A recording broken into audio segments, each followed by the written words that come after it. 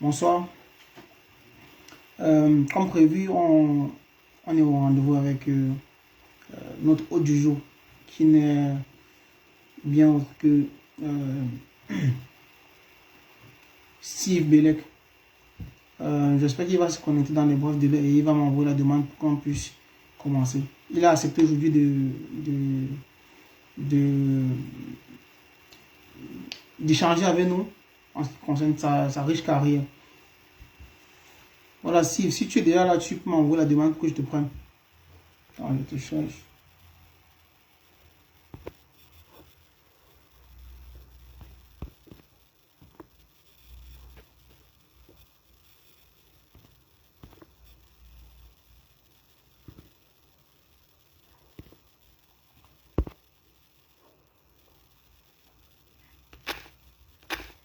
Voilà, je t'ai envoyé, je t'ai invité Steve.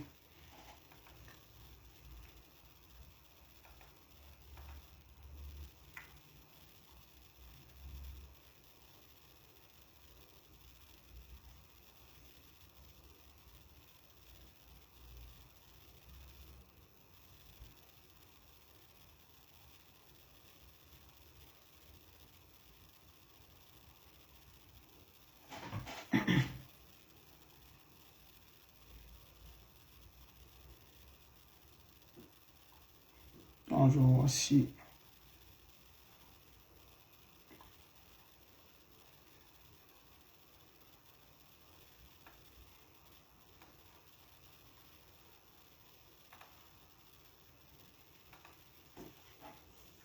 On attend qu'il arrive et on débute.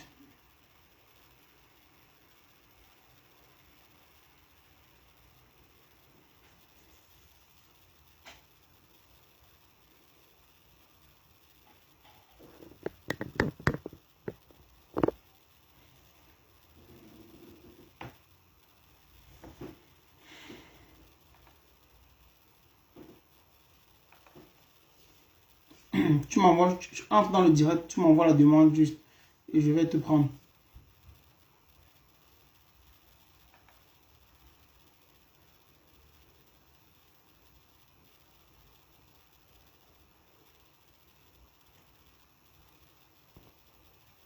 Ok.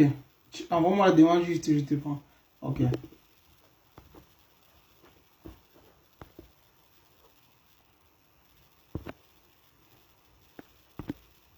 Voilà, c'est en train d'être fait.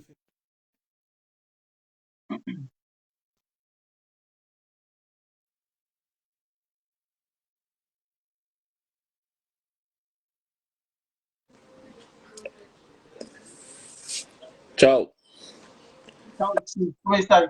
bene te? Dai, bene, grazie. C'est un plaisir pour moi de te recevoir. Euh, Ah, le plaisir est partagé, frérot. ah, euh, moi, je pense, j'estime que on ne donne pas assez de visibilité à nos sportifs qui sont nos ambassadeurs. Et je me suis dit, je crois que c'est important pour quelqu'un. Moi, j'ai choisi je ne veux pas faire les choses comme tout le reste, je dirais sans objectif et tout. Je me suis dit, je crois que c'est important que les gens comme vous qui avaient une très très longue carrière, qui avaient du vécu, qui avaient de l'expérience, on ne vous exploite pas assez dans le, parce que j'estime que tu es, tu es, ça fait, tu es un véritable globe trotteur. Tu as à ton actif 19 clubs, je ne sais même pas si tu te rends compte, 19 clubs. De la Hongrie, passant par la Grèce, l'Italie, l'Angleterre, et c'est tellement. Alors, tout simplement, je voudrais. Bon, pour ceux qui connaissent, tu es aussi filodate, comment on dit en italien. Tu es aussi filodate, comment on dit en italien. Euh, bon, vu qu'ici, il s'agit de quoi? J'aimerais simplement, d'entrée de jeu, que tu me parles de tes débuts, que tu me parles de tes débuts dans le foot. Quel... Ça s'est coupé là, j'ai pas compris ce que tu as dit. Je disais ceci, que j'aimerais que tu nous parles d'entrée de jeu de tes débuts dans le foot, en fait, à quel moment tu as voulu ou tu as su que tu devais être footballeur professionnel, où tu as été formé et quel est le rôle qu'a joué le papa dans ta carrière, qui est assez riche? Ok. On commence? Ouais, Ouais, ouais, tout d'abord, l'envie de jouer au football est venue parce que moi, je suis né dans une famille de sportifs. Mon père, c'est un ancien footballeur. Il a été ancien footballeur professionnel. Ma mère a été aussi une grande handballeuse. Elle a été capitaine de l'équipe nationale de handball au Cameroun. Donc, je suis né dans une famille de sportifs. J'ai aussi des oncles qui ont joué au football, notamment comme Gaspard Aloma. Il a été capitaine des espoirs en 2000, mais malheureusement, pour lui, il n'avait pas été au JO. Il avait été laissé à la dernière minute. Donc, ce qui fait que j'ai eu cette envie naturelle de pouvoir jouer au foot. Et j'ai été formé par mon père depuis mon jeune âge. Donc, c'est lui qui a été mon formateur. Bon, c'est vrai que quand il jouait professionnel, j'ai commencé à jouer la Coupe Taupe avec Léopold Feutat, qui a été mon premier formateur à la base, parce que c'est chez lui que j'ai commencé à jouer la Coupe Taupe. Et à chaque fois que mon père il appelait à la maison, on lui disait toujours que je n'étais pas là. Et quand il demandait où j'étais, on lui disait que non, je suis parti jouer au foot. Donc, quand il a arrêté sa carrière et qu'elle a décidé de rentrer, c'est un salaud Cameroun définitivement. Il m'a pris, il m'a fait travailler pendant, je crois, je crois que j'ai fait 10 ans de formation chez lui ou 8 ans. Je peux plus me rappeler, mais tout ce que je sais, c'est que j'ai joué 3 ans de ligue D3, donc la D3 au Cameroun, parce que j'ai fait 3 ans avec lui en D3. Après, il a dû me prêter en D2 à sport-études. Et j'ai même pas beaucoup joué en D2. Après, j'ai voyagé. Donc, ok. ouais. Donc, du coup, quand j'ai voyagé, je suis venu retrouver ma mère parce que ma mère vivait déjà en Europe. Elle vivait déjà en Europe. Et je suis venu la retrouver. Et je suis allé, à la base, j'étais allé faire des essais à Charleroi. Ok, en Et Belgique. ouais, j'ai fait 2 mois à Charleroi, mais les essais, bon, c'est pas que c'était pas concluant, les essais n'ont pas été concluants sur la base des négociations au niveau des indemnités de formation entre le club du papa où j'étais formé et Charleroi qui voulait pas payer ça. Donc du coup, j'ai arrêté le foot. Quand je suis arrivé en France, j'ai arrêté le foot pendant 2 ans. J'avais décidé de repartir à l'école. Et la période où je m'apprêtais à repartir à l'école m'a présenté un monsieur au nom de Titi Roger Siguet, qui m'a amené faire des essais à mon premier club grec, Pantrakikos FC. Le club, ils étaient en stage ici en France. J'ai fait un test de 2 semaines avec eux. Le test a été concluant. Je suis parti, j'ai signé mon contrat en France. J'ai retrouvé le club en Grèce et je suis allé là-bas. J'ai commencé avec les jeunes, avec la réserve. Et de la réserve, on m'a appelé en équipe nationale U20 en 2009. J'ai fait tout le stage, mais malheureusement, je n'ai pas été retenu. J'ai été laissé en Égypte avec Kawamba parce qu'il fallait enlever 2 joueurs. Je, vous- si tu permets, je voudrais rappeler aux gens parce que déjà, je te remercie, je le fais publiquement parce que tu es un des rares sportifs camerounais qui a toujours eu la peine, a toujours eu l'amabilité, la gentillesse de répondre même quand tu savais pas d'italien et tout ça. Et j'ai entendu beaucoup de trucs à ton égard, parce que tu étais fils d'eux, c'est pour ça que tu étais. Ça me plaît tellement ce passage, que tu expliques bien, parce que ça, je l'ai vu dans mes recherches, que tu as été écarté en U20, en U20. Et pourtant, tu avais la. Et pourtant, voilà, si le papa était, voilà, était dans la machine de la production, comme on dit, comme on le sait, Ouais. c'est que tu devais arriver chez les Lions. Ça, c'est Oui, oui, indéniable. oui. Effectivement, effectivement. Effectivement, parce que moi, les gens qui pensent comme ça veut dire que ceux qui connaissent particulièrement mon père, ils savent que mon père, c'est quelqu'un qui va pas vers les gens pour négocier, pour qu'on puisse appeler un joueur, même si tu es son fils. Parce que la preuve, quand je jouais, ceux qui ont joué, qui ont été formés au Cameroun, ils savaient. Il était plus dur avec les autres que moi. Donc, il faisait pas de différence entre les joueurs lambda ou bien moi, tu vois. Il se faisait aucune différence. Donc, du coup, moi, je pense que c'est ça qui m'a forgé. Même quand je suis arrivé en Italie, pour te dire, quand j'ai été transféré à l'Udinese, j'ai pu supporter la préparation physique en Italie parce que j'avais travaillé pendant 2 semaines avec lui au Cameroun. J'ai travaillé avec lui parce que mon grand frère Pierre Ouémé m'avait déjà averti. Parce que quand j'ai signé à l'Udinese, on s'est vu ici à Paris. Et il m'a dit, petit, là où tu vas en Italie, là, ça va être compliqué. Donc il faut t'accrocher parce que là-bas, ça cavale. Et il y aura même des moments où tu vas travailler la tactique sans ballon. Tu vas faire du 11 contre 0. Donc prépare-toi mentalement. Donc du coup, quand je suis allé au Cameroun, je me suis préparé. Et mon coach, c'était un coach vraiment strict, Gudolin. La légende du football italien, Francesco Guidetti. Oui, lui était vraiment strict. Lui, il rigolait pas. Il rigolait pas. Euh, je suis un peu, je suis tellement content de savoir que tu es, les gens ne savent pas qui tu es vraiment. Et ça me gêne, ça me vexe parce que aujourd'hui, si tu regardes Bon a perdu, il n'y a plus de repères. Je précise que tu as même brûlé mon conducteur. Tu as parlé de Yann Udinese. Tu arrives à l'Udinese, tu rencontres un des meilleurs coachs tout le temps en Italie. Mhm. Comme footballeur, tu rencontres Mehdi Benatia, qui est un ami à toi. Wadja Asamoah, Ouais, l'international ghanéen qui a fait une grosse carrière, il était de Milan. ouais. Tu rencontres la légende des légendes, le 10, le Di capitaine Natale. Toto. En fait, Et t'as oublié un nom, il y avait Alexis Sanchez aussi. Nino Meraviglia, Alexis Sanchez, Steve, seulement pour Toto. Tu ne sais pas, peut-être, j'étais vraiment content parce que j'aimerais savoir, Toto, parle-moi de lui, s'il te plaît. Antonio. Non, Toto, franchement, moi, quand je parle même de lui, j'ai de la chair de poule parce que moi, je vais te dire une chose, peut-être les gens ne le savent pas. Je suis resté, ma première année, je suis resté parce que tu sais, quand tu connais comment ça fonctionne en Italie, quand ils t'achètent, il faut que tu restes. Tu dois apprendre de la culture italienne, la langue et tout. Donc, je suis resté 1 an. J'ai travaillé avec lui. Je te jure, quand tu travailles avec lui, à un moment, tu t'arrêtes, tu ne veux plus rien faire. Parce que le mec, devant le but, s'il tire 10 fois, il marque 9 fois. Et nous, pendant la préparation, quand nous on cavalait, on faisait les 2000 mètres, les 3000 mètres sur la piste, lui, il ne courait pas. Lui, il prenait 300 ballons, il tapait coup franc, il mettait les mannequins, il faisait tout, il faisait tout. Pied gauche, pied droit. C'est un mec, il ne court pas beaucoup sur un terrain, mais sur les 10 d'un mètre, il est très dangereux. Il est très dangereux. Moi, j'ai vu des buts au stade Fruili. Je me suis dit, peut-être, si c'était au Cameroun, on devait dire que ouais, lui, il fait des choses mystiques. Parce que lui, il a marqué des buts en Serie A qui, pour moi, je ne sais même pas comment détailler ça. Il était vraiment fort, lui. Vraiment, vraiment fort.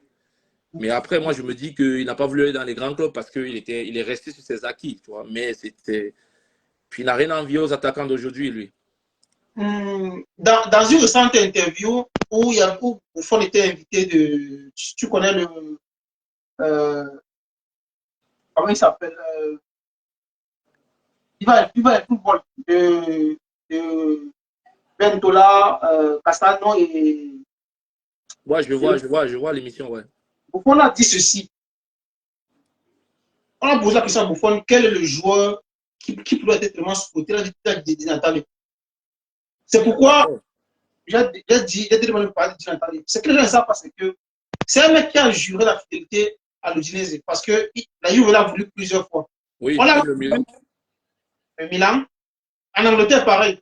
Et je rappelle que tu arrives à l'Udinese quand la famille Pozzo a ce conglomérat avec Allemagne en Espagne et Watford. Et Watford, ouais. Watford notamment là où tu vas passer. Parce que aujourd'hui, de nos jours, humblement, je ne le dis pas parce que tu es là. Tu sais, aujourd'hui, les jeux n'ont plus beaucoup de références et de repères.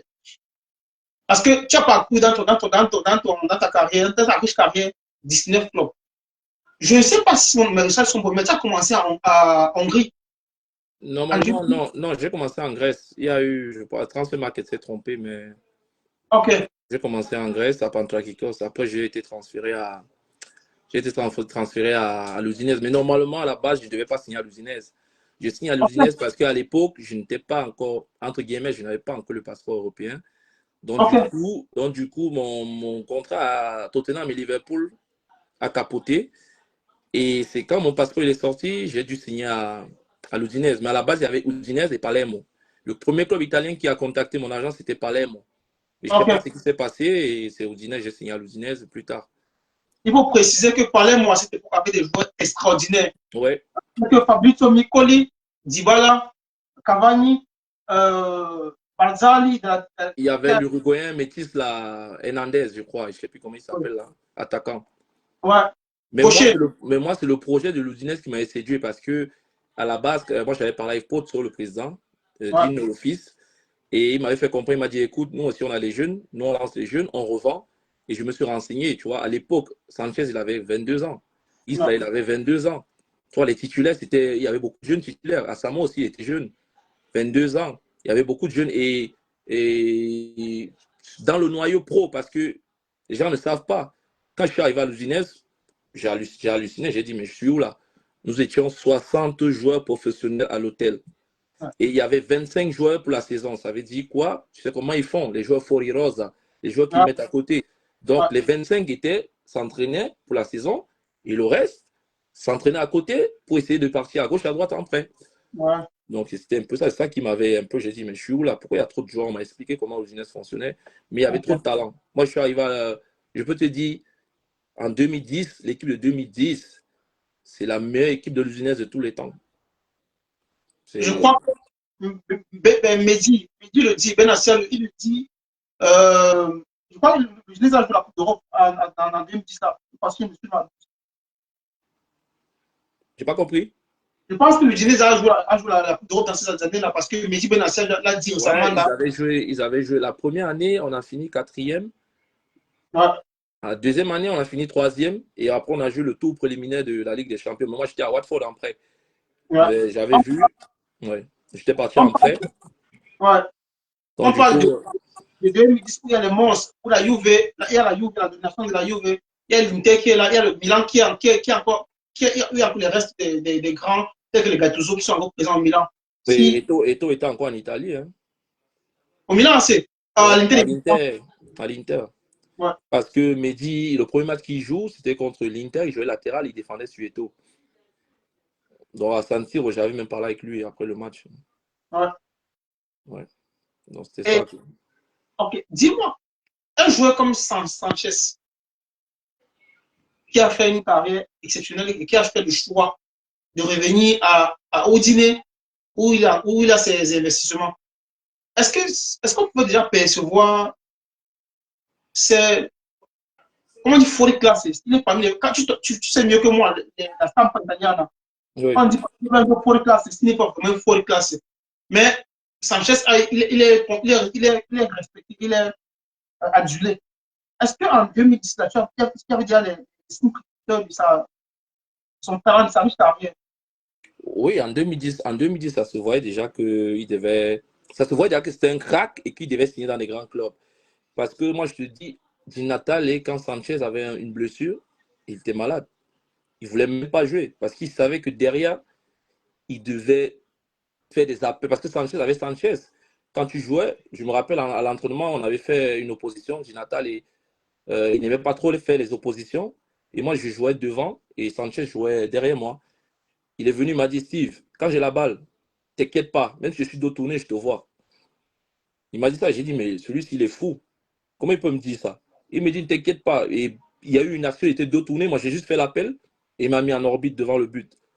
J'ai dit, mais c'est quel joueur ça? Un Donc, vrai, un vrai tréquartista, comme on dit en italien. ouais, ouais, un vrai très quatista. Et quand moi j'étais à l'Udinais, je me souviens, quand je suis rentré au Cameroun en vacances, j'ai dit à tous mes amis, que ce soit à la Cité Verte, dans mon quartier à Madagascar, j'ai dit, hey, écoutez-moi bien, il y a un jeune joueur qu'on appelle Alexis Sanchez, vous allez entendre parler de lui. Ils m'ont dit, mais c'est qui? C'est qui? On ne le connaît pas, il est à l'Udinese. J'ai dit, calmez-vous. Et moi, je savais qu'il devait signer à Barcelone parce que à l'époque, il y avait City qui lui proposait 5 millions. Il y avait Barcelone qui proposait 3 millions l'année. Et il a parlé avec moi, nous étions deux, il a parlé avec moi et avec un autre jeune tchèque qu'on appelait Vidra, qui a joué à Watford avec moi. Ok. Et il nous a dit, ouais, mais lui, il va aller gagner les titres à Barcelone. C'est vrai que City propose plus. Et City proposait 45 millions à l'Udinese. Et Barcelone proposait 37. Et tu connais comment la famille Potts fonctionne, tu vois. Eux, ils voulaient le diriger à City. Mais lui, il a Ouais. préféré Barcelone. Et je me souviens aussi quand j'étais au pays, j'avais vu le grand Idriss Carlos Cavidi. Il Ouais. m'a appelé, il m'a dit, mon petit, il y a un petit là, il va signer à Barcelone. Sanchez, tu le connais? J'ai vu qu'il joue à l'Udinese, tu es là-bas. J'ai dit oui. Il me dit, ça doit être un phénomène. Il dit, oui, c'est un phénomène, lui. Quand il va arriver, tu verras. Quand il est arrivé, il m'a appelé, il m'a dit, oh, tu avais raison. À ce Tellement. moment, Carlos était à l'espagnol. Oui, il était en Espagne, en espagnol. Ouais. Alors, Steve, tu as vraiment ta carrière, tu as 19, 18, 19 par là. Tu as l'Udinese, tu quittes de Pantrakikos en Grèce Ouais, pour la Udinese. Et ouais. de l'Udinese, tu enchaînes les prêts à Watford, voilà, qui appartient aussi à la famille À la Potson, famille, ouais. à Stevenage, en Angleterre toujours. Ce que ce que je note sur ta carrière, sur ta riche carrière, c'est que j'ai eu l'impression que l'Udinese n'a pas cru en toi, en fait. Bon, moi, je peux te dire une chose, c'est que c'est le même ressenti que j'ai vu, mais Doline, je ne sais pas ce qui. Je ne sais pas, parce que, par exemple, je te prends un exemple. Zialis, qui est un bon ami à moi, lui, il arrive à l'Udinese il a fait quoi? Tu dis qu'Isélis qui fait Pietro Zélis qui fait à l'Inter. Oui, oui. Donc, en fait, quand moi, je suis avec les pros, lui, il arrive, il fait les essais. Et je me souviens, il y avait match le week-end contre la Primavera de l'Inter. Et tu sais que quand il y a des matchs comme ça, contre la Primavera, les matchs contre la Primavera de l'Inter au Milan, ceux qui sont en haut, qui sont jeunes, descendent. Si tu n'es pas un foricote, tu joues. Ouais. Donc, moi, je suis descendu et il arrivait en essai. On l'a pris sur un coup franc. Donc, en fait, le recruteur, non, s'est entraîné, il l'a ramené. Il était tout petit, il l'a ramené. Il a dit il y a eu coup franc, il a dit toi, entre. On m'a dit que tu es bon. Il a pris là-bas, il a marqué et le directeur l'a fait signer. Tu vois? La saison est passée. Moi, je suis allé en prêt avec Athènes. Quand je suis revenu, je suis reparti en prêt à Watford et Gudoni, il est resté le faire jouer en Serie A. C'est-à-dire, pour te dire qu'il y a même notre capitaine à la réserve, qui était notre capitaine à la réserve en Argentin, Mbato. Il était à la réserve. Je ne sais pas si tu te souviens du match où Udinese avait gagné Palerme 7-0. Je pense. Où Di Natale marque 4 buts, Alexis Sanchez marque 3 buts. Bon, j'étais là. Je devais aller avec l'équipe première. Mais vu que moi, ma première année en Italie était difficile au niveau de la langue, je ne voulais pas Ouais, apprendre, ouais. je voulais pas apprendre à parler italien, je voulais rien savoir. Je voulais rien savoir. Moi, j'étais traumatisé. J'avais dit au club que non, libérez-moi, moi, je pars ailleurs. Ils m'ont dit non, tu vas rester là, tu vas apprendre à parler italien, tu vas apprendre la culture italienne, tu vas apprendre le football italien avant de partir. Donc, du coup, qu'est-ce qu'ils ont fait? Ils m'ont dit, ouais, Gudoni m'a dit, ouais, vas-y, comme tu n'es pas bien dans la tête, va voir la famille. Je suis parti, ils ont convoqué Batokyo et il est entré ce match. Il a joué 30 minutes. Et moi, j'étais enfant, j'ai vu, j'ai dit non, là, je vais les tuer. Donc, quand je suis rentré, Gudoni m'a appelé dans son bureau, il m'a dit, calme-toi, tu es en train de progresser. Tu connais le mot, non, c'est pronto per giocare in Italia. Et je lui ai Non, dit, moi, je lui ai dit, moi, je suis prêt. Je lui ai dit, je suis prêt pour jouer en Serie A, il faut me faire jouer. Mais tu- il n'a et jamais essayé de me faire jouer parce qu'il m'a toujours amené sur le banc contre la Fiorentina et tout, mais jamais il m'a donné cette chance-là, comme il a donné ce aux autres. ce que tu dis est pertinent parce que on voit aujourd'hui, on voit jusqu'à présent, ils n'arrivent jamais à faire confiance aux jeunes et ils envient les pays qui font confiance aux jeunes. Aujourd'hui, Yamal, si Yamal était italien, tu le sais mieux que moi qu'il Jamais, là où il est. Parce qu'on jamais. devait deve fare la gavetta in B ou in C per farsi rossa. Tu le sais bien que moi. Ouais. On devait lui dire, il doit aller en B ou en C pour grandir. Aujourd'hui, Et même là-bas, il devait avoir des difficultés. parce que c'est très physique. Tu le sais mieux que moi. Ouais. Et je tiens à préciser que les championnats, les séries inférieures italiennes sont extrêmement difficiles. Même plus que tu peux le dire, tu peux le témoigner. Parce que Non, la série, c'est très difficile, surtout le Giron C. Moi, j'ai joué là-bas à Catania, il n'y a même pas d'espace. Le Girone c'est le Girone du Sud et des îles. Ouais. Et toi, parce que je me suis posé la question des clubs la dernière fois. Pourquoi est-ce que tu n'as pas donné? Et la seule réponse, moi, c'est que, un, ils ont une culture, ils n'ont pas fait confiance aux jeunes. Et de deux, quand tu es attaquant, tu n'as jamais eu ta chance peut-être pour flanquer un doublé ou un triplé qui te permet dans le cœur soit du président, soit des différents entraîneurs qui sont passés là-bas. Parce que je me rappelle que ils t'ont prêté, le jeu t'a prêté à l'Anka, ils t'ont prêté à Stevenage, ils t'ont prêté aussi même à Mons en En Belgique. Belgique. Oui. Et c'était les prêts, En fait, je vais t'expliquer. Au début, je ne comprenais pas. C'était des prêts. En fait, l'Udinese, par exemple, je vais te comparer les deux clubs de Serie A où j'étais.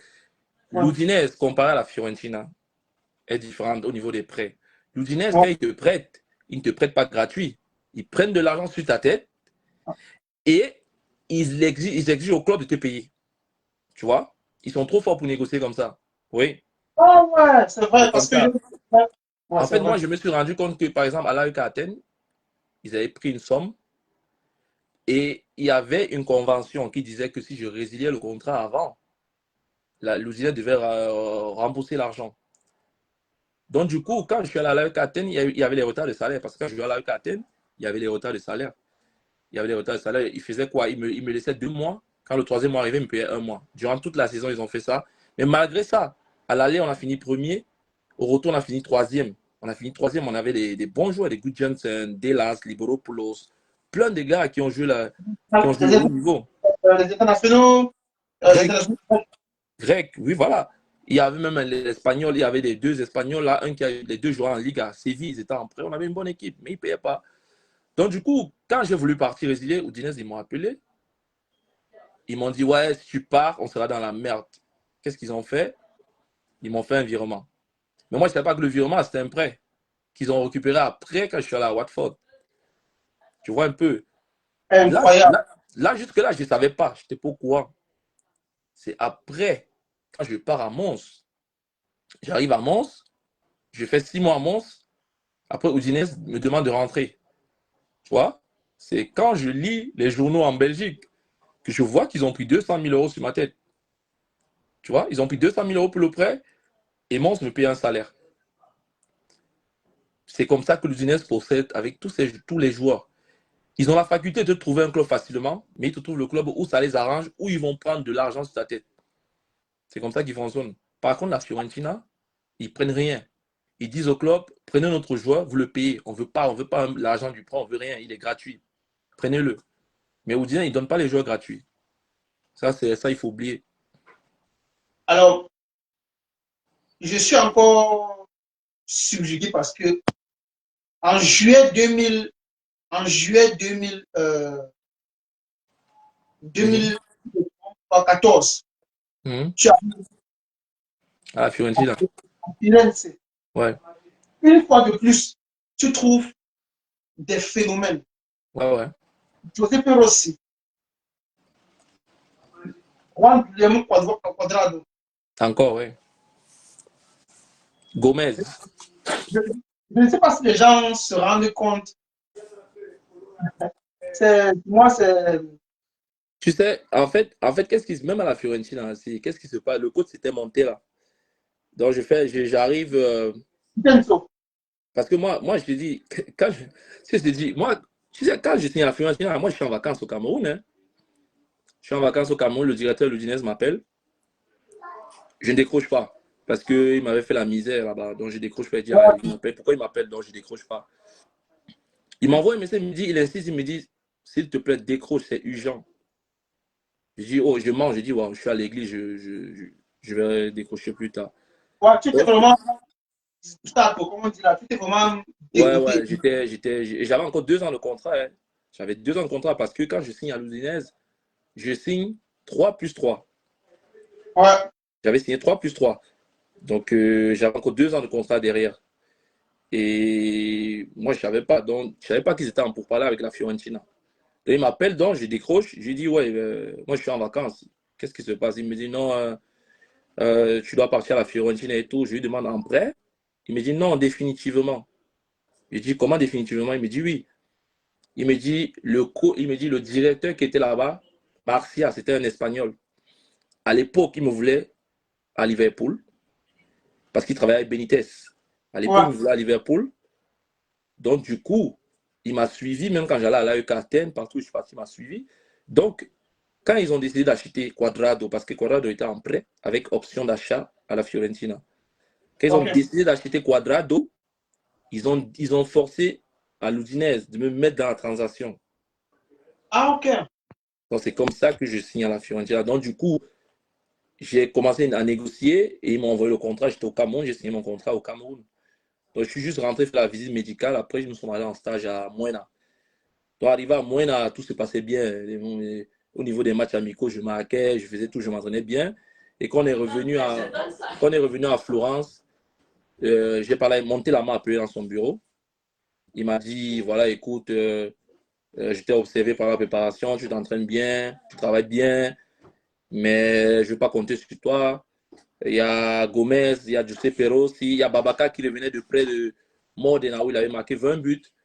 Il m'a dit, ouais, il y a Babaka comme jeune qui revient, il va falloir que tu partes en prêt et tout. Je lui ai dit, ok, il n'y a pas de Ah, problème. J'ai appelé mon agent, la période, je travaille à un agent français au nom de ouais. Christophe Monguey. Je lui ai dit, ok, écoute, j'ai parlé avec le coach. Il m'a dit qu'il ne comptait pas sur moi, donc voilà, il faut me trouver un autre club. Il a commencé les recherches il a commencé les recherches ici en Ligue 2, il n'a pas trouvé. En Ligue de française, tu veux dire? Ouais, Ligue 2 française, oui, il n'a pas trouvé. Et je me rappelle, jusqu'au 1er septembre, je n'avais pas encore trouvé le club pour aller en prêt. Donc maintenant, c'est le 2 septembre à Milan, à la maison que tu connais là, où il y a les transferts. Ouais. Donc je reçois l'appel, premièrement, je reçois d'abord l'appel du directeur de la Fiorentina, Prade. Il me dit, est-ce que tu peux aller en série C à la Regina? Je dis non, je ne pars pas là-bas. Je dis, je préfère rester avec les pros ici, je ne bouge pas. Il me dit, non, vas-y, sinon tu vas faire une année blanche. Je dis, non, je ne bouge pas. Donc, je raccroche avec lui.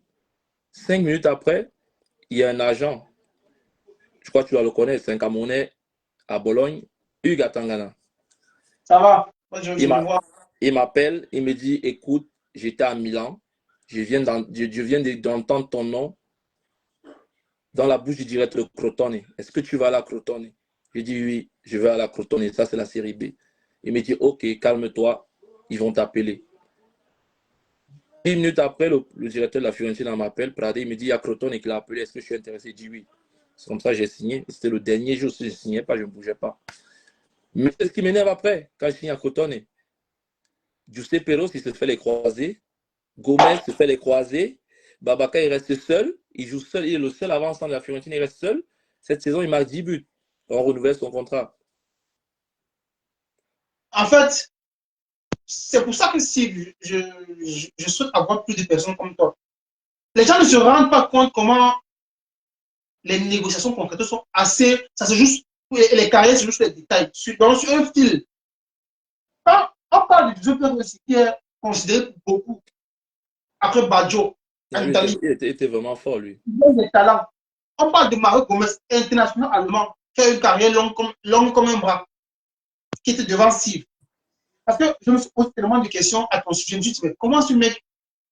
Ce n'est pas un hasard, ça ne peut pas être un hasard si les clubs tels que Moudinez en 2010, Puntano, comment on dit en français, s'intéresse à un jeune comme toi. Ce n'est pas un hasard si la Fiorentina décide de malgré un contrat. Parce qu'il faut dire aux gens que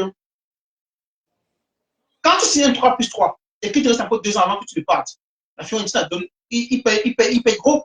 Ce n'est pas, c'est pas la maison parce que l'Udinese est à l'aise avec le fait de t'envoyer après et prendre des contreparties. Bah Mais oui. si tu décides de te donner la Fiorentina, c'est parce que la Fiorentina va faire un projet. Et je vais vraiment te dire quelque chose. Tant que Radel, je peux le dire, si c'est un monsieur qui est médiocre. La preuve, c'est que là, a réussi à lui seul à faire partie de 2 entraîneurs à la Fiorentina actuellement. L'Italien, qui est là, Bologne, qui fait les mémoires à Bologna, et, celui qui est démissionné, à cause du Pradet. Donc, ça explique comment, très souvent, ça se joue à des détails. Dès que tu pars, Rose se blesse, comme il était tout blessé, et Mario Gomez se blesse. Et voilà que tu pars à Crotone. Ouais. Tu dois revenir. Parce que je pense qu'après retourner, on t'a encore à Manitoba. Je suis parti à Mantova parce que Croton avait, comme ils avaient le partenariat avec Parma, il y avait les quotas des matchs. Et moi, ça m'a trop énervé parce que on se discutait les matchs. Ça, c'était plus les performances. C'était au niveau. Il y avait les quotas des matchs. Il fallait que tel joueur joue tel match, tel joueur. C'était Parma. Donc, j'ai dit, si c'est comme ça, ça sert à rien. Ça sert à rien. Je tiens à rappeler, quand Steve parle de quota de match, c'est que les clubs mettent beaucoup de clauses dans les contrats des joueurs. Les clauses selon lesquelles si un joueur joue tel nombre de matchs chez vous, vous devez telle somme. Et si je me trompe, tu peux me dire que je me trompe. Si, c'est quoi, c'est ça. C'est soit ça. Le club se voit ne pas vouloir verser les sommes au club auquel appartient le joueur. Il peut mettre dans le banc. C'est ce qui s'est passé avec un international argentin aujourd'hui à la Roma, Paredes. Beaucoup de personnes ont été surpris de voir Paredes un long moment sur le banc, ils n'ont pas compris pourquoi. C'est Ah ce oui. concept.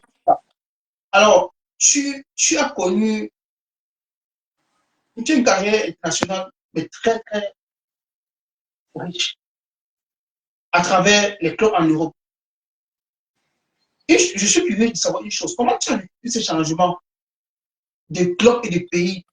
Bon, Et, pour moi c'était compliqué. Pourquoi? Parce que moi, je commençais toujours la saison avec l'Udinese. C'est-à-dire, quand j'étais à l'Udinese, je commençais la préparation avec eux. Et moi, parfois, j'arrivais dans un championnat qui avait déjà commencé. Par exemple, à Mons, le championnat il avait déjà commencé. Je oui, suis en arrivé, Belgique. ils avaient déjà 3-4 journées. Quand c'est comme ça, c'est difficile. Parce que tu dois commencer avec le club. Tu dois faire la préparation avec le club, Après, gagner c'est ta ça. place. Et là, c'est plus facile. Mais quand tu arrives, quand le club est déjà, le club, le coach a fait son noyau ou bien son 11, c'est difficile. Bon, tu vas venir, va durer histoire de l'Udinese, il y aura un peu de respect, mais il ne va pas te faire jouer tout de suite. Et si son équipe gagne, c'est mort. La seule fois où j'ai fait la préparation avec une équipe, c'était. Il y a deux clubs avec qui j'ai fait la préparation dans mes prêts. C'est. Il y a AEK Athènes. J'ai Ok, fait avec AEK Athènes et j'avais fait une grosse saison. Et avec Cluj aussi. Cluj, en ouais. Roumanie. Ah, Le il faut, reste, il faut rappeler qu'en Roumanie, tu gagnes la Coupe de Roumanie ouais, avec je gagne la Cluj. Coupe de Roumanie contre le Dynamo Bucarest. Donc, tout le temps, c'était ça. Et ça m'énervait. Je disais, mais. Et moi, ce qui m'énervait, je me suis toujours posé la question. Par exemple, quand je suis allé à l'AEK Athènes, Guidolin, tous les joueurs là, ils m'ont suivi. J'avais fait une grosse saison là-bas. Et Guidolin, même à l'interview en Italie, je me souviens, il avait dit, parce qu'on avait demandé à Guidolin, ouais, est-ce qu'ils vont recruter un attaquant pour remplacer Di Natale? Il avait dit non, on a des joueurs qui performent et tout, il avait cité mon nom. Il avait, tu vois, parce que Udinese, quand ils envoyaient les joueurs en prêt, ils suivaient. Mais quand je revenais, je parlais avec lui, je disais, mais je suis allé en prêt, j'ai fait une bonne saison. Pourquoi je repars en prêt? Il me dit non, tu dois encore apprendre, tu dois aller en prêt, ils achètent encore d'autres joueurs. Parce que tu sais comment Udinese, eux, ils fonctionnent. Ouais. Udinese, eux, même en Italie, c'est même pas Udinese en Italie, chaque année, ils achètent des joueurs. Chaque année, ils achètent des joueurs. Chaque année, 20, Ouais. 10, 15. Même si tu pars en prêt, tu performes. Il faut vraiment avoir la chance qu'un coach vient et il te classe. Je te prends un exemple, par exemple, à la Fiorentina. La deuxième année, quand je reviens, parce que je me souviens, quand je gagne la Coupe de Roumanie, Ouais. j'arrive avec lui, au camp d'entraînement de Florence. On avait changé le directeur, c'était Corvino. Je sais pas, Pantaleo Corvino. Je sais pas si tu connais, il a été directeur à Bologna. Là, il est directeur de Lecce. Donc, c'est lui le directeur. Il ne me connaissait pas. J'arrive au centre, j'entre. On me demande qu'est-ce que tu fais ici. Je rigole. J'ai dit, mais vous êtes sérieux là? Il me dit, non, non. Il dit, mais vous ne me connaissez pas. Je suis un joueur d'ici. Ils me disent, toi, c'est qui? Je donne le nom. Ils disent, ah ouais, Belek, excuse-nous. Depuis, on ne t'a pas vu. Ouais. J'ai dit, le directeur, il est où? On me dit, non, il est de l'autre côté. J'arrive, je cogne. Je toque à sa porte, j'entre. Il me dit, entrez, j'entre. Il me dit, toi, c'est qui? Je dis, moi, c'est Steve, je suis un joueur de la Fiorentina. Il me dit, ah oui, Steve, ah oui, en plus, je t'attendais. Il prend donc l'historique de transfert. C'est ce jour-là que j'ai su que quand il y a des transferts dans les clubs, il y a l'historique du transfert. Donc, il prend l'historique, il regarde, il cherche le nom de l'agent qui s'occupe de moi. Il me dit, ah ouais, mais je vois, c'est écrit Christophe Monguet qui est ton agent. Il dit, non, ce n'est plus lui qui est mon agent, c'est Hugues Atangana. Il me dit, ah oui, Hugues Atangana, c'est mon ami. Et qu'est-ce qu'il fait? Ils avaient changé, le directeur de coach, c'était Paolo Souza qui était le coach. Le Portugais. Qu'est-ce qu'il fait? Il me dit, ah, écoute, Je sais que tu as un contrat avec les pros. Tu es avec les pros, normalement, tu dois faire la préparation à moindre avec les pros. Mais il faut aller en vacances. Tu vas faire la préparation la 2. Je dis, comment ça? Il me dit, t'as dit, le coach, il m'avait jamais vu sur un terrain. Il me dit, non, Paolo Sousa ne veut pas, il veut pas t'amener en stage. Je dis, mais comment le coach ne veut pas m'amener en stage? Sachant que j'ai un contrat pro. Il me dit, non, vas-y, va en vacances. Je suis parti en vacances. Ils m'ont envoyé en vacances parce qu'il fallait qu'il fasse monter Chiesa, que tu connais, qui est devenu. Ok, ça. Qui était chez les jeunes. Voilà. Alors qu'avec la 2, il ne jouait pas. Il ne jouait pas avec la 2. Il regarde. Donc, il fallait faire monter les jeunes, comme tu connais, entre guillemets, des parents qui ont le gros nom en Italie et tout ça. Donc, je suis reparti en vacances. Et je suis revenu, j'ai fait la préparation avec la 2. Et après, je suis parti en prêt. Donc, en gros, c'était ça, quoi.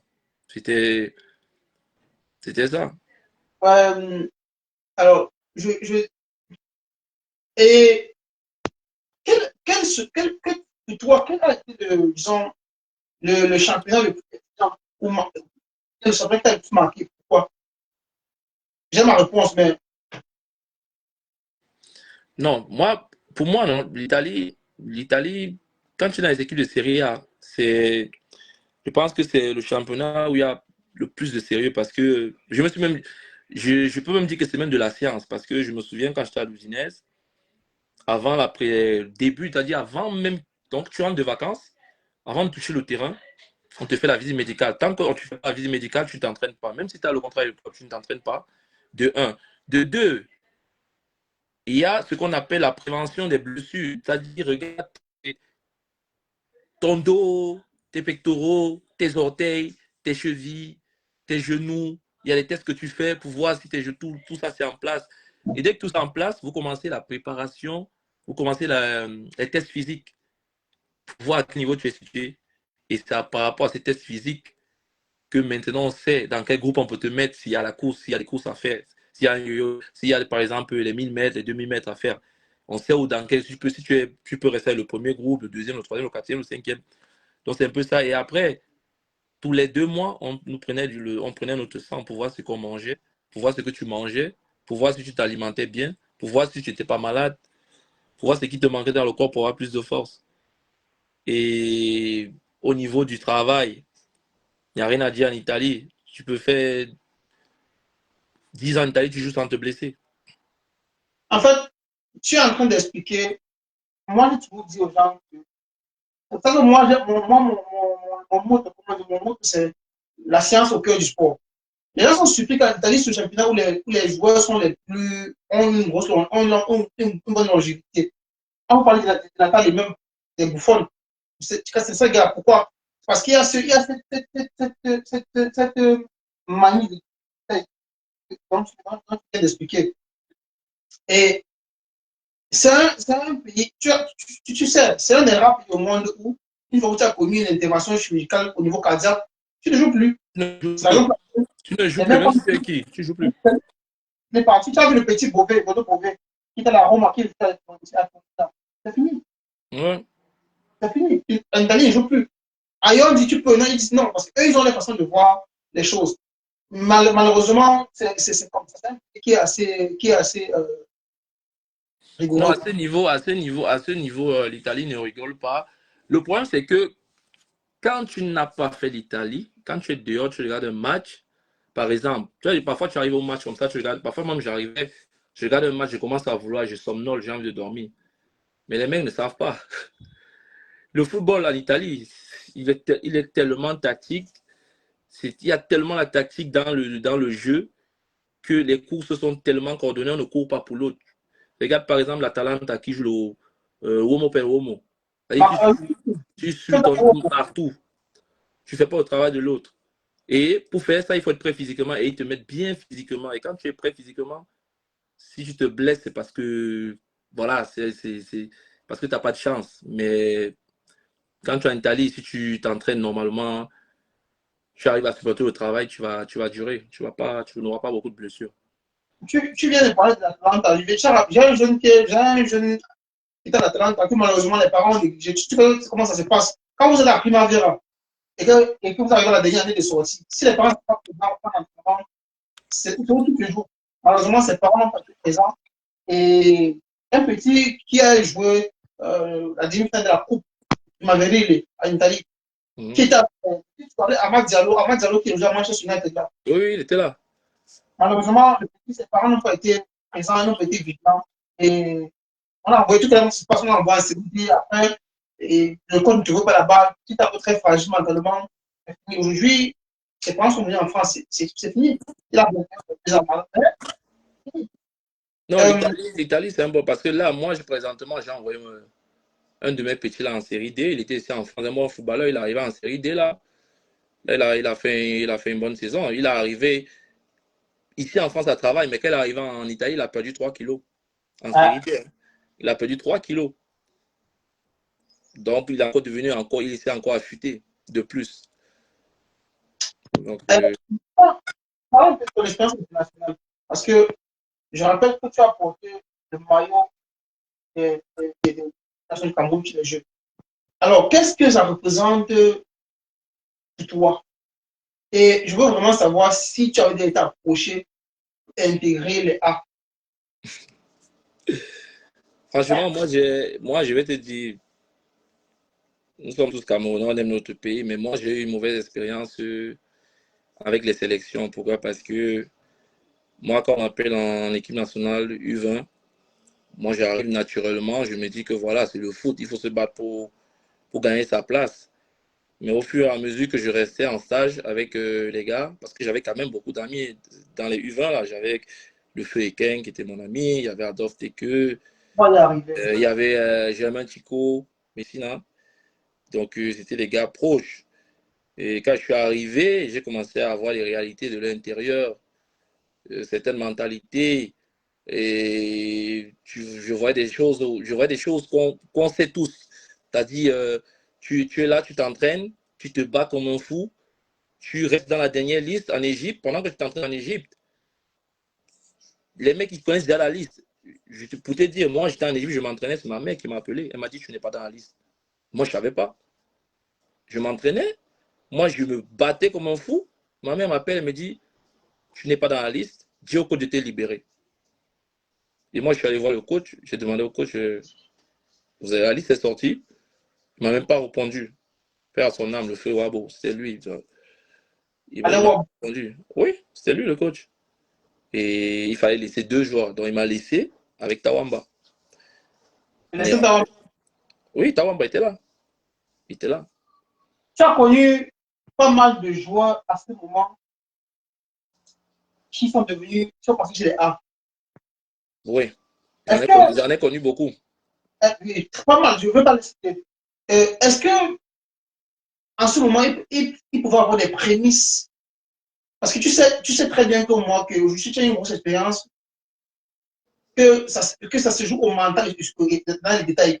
Est-ce que pour toi, quand tu avais tu avais la perception déjà que celui-ci, X, Y, est prédisposé pour arriver en haut? Parce que je sais que quand on est chez les jeunes, le rêve, c'est d'arriver en haut. Franchement, la seule personne. Bon, moi, je n'étais plus là. Hein. Moi, je te parle. Quand je vois les entraînements et j'ai vu aussi les matchs au mondial U20, la seule personne que j'avais vue, c'était Olivier Boumal. Parce que là, lui, il était vraiment fort.